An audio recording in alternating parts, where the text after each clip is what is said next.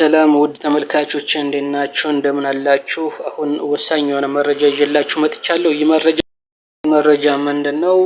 እስካሁን በአማራ ፋኖ በአፋብን አንድነት እንዴት እየሄደ ነው ብላችሁ በውስጥ መስመር በርካታ መረጃዎች ያደረሳችሁኝ ያላችሁ። ለዚህ ደግሞ ፋኖ አፋብን በአንድነት እየተጓዘ ነው።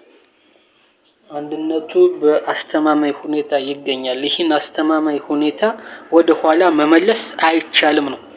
ማንም ምንም ይበል አመራሮቻችን አንድነቱን ለማስጠበቅ ከፍተኛ ጥረት እያደረጉ ነው። አንድነቱን ተመስርቷል። አንድነቱ ይቀጥላል።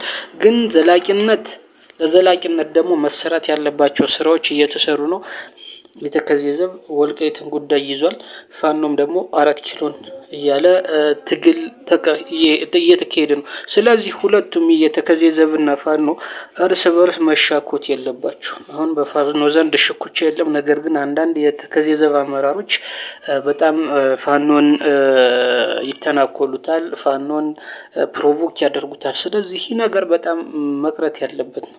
የዚህ መተናኮል ውጤቱ አማራነት አልባ ያደርገዋል፣ ከምረገጽም ያጠፋዋል። ምክንያቱም የተከዜ ዘብ አሁን ያለበት ሁኔታ አሪፍ ሁኔታ ላይ ነው። ወልቃይትን ማስጠበቅ አላማ አድርጎ እስከተነሳ ድረስ በሁሉም የአማራ ደም አጥንት ወልቃይት እንደገና በጉልበት ተወስዶ በህገ መንግስታቸው ጫር አድርገው በጻፉት ህገ መንግስታቸው አጽድቀው የወሰዱትን እኛ በጉልበትና በደማችን መልሰናል። አሁን ይህንን የተመለሰን ርስት የወልቃይት ዘብ በአስተማማኝ ሁኔታ በአስተማማኝ ዲፕሎማሲ እየጠበቀው ይገኛል።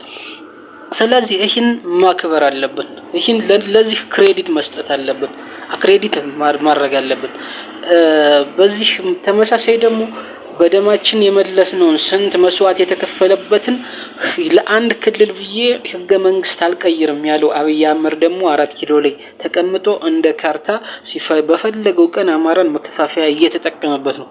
ይህን ደግሞ ፋኖ ተረድቶ 4 ኪሎን ይዤ ህግ አድርጌ ርስቶቻችን ማስመለስ አለብኝ የሚል አላማ እስከያዘ ድረስ ይህን የተከዜ ዘብ ማክበር አለበት።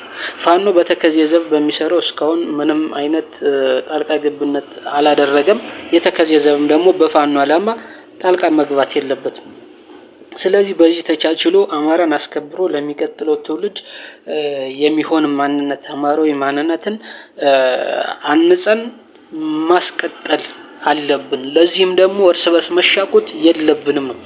ስለዚህ ፋኖ የተከዜ ዘብን አንድ ነገር ተሳርቦ አያውቅም፣ ተተናክሎ አያውቅም፣ ከአማራነት ውጭ ናቸው ብሎ አያውቅም። ነገር ግን የተከዜ ዘብ ለፋኖ የሚሰጠው ጥላቻ አስተሳሰብ ለህዝብ ለመነጠል የሚያደርገው ከብልጽግናና ጋር ሆኖ እንግዲህ ከብልጽግና ጋር ሆኖ ለማስቀጠል ጠቅሞት ሊሆን ይችላል። ነገር ግን ለወልቃይት ብቻ ለወልቃይት ብቻ እያለ ተጠቦ የፋኖን ትግል ወደ ኋላ መጎተት ግን የለበትም፣ ሊፈቀድለትም አይገባም። ስለዚህ ስችለኝ ይችላልሁ ነው።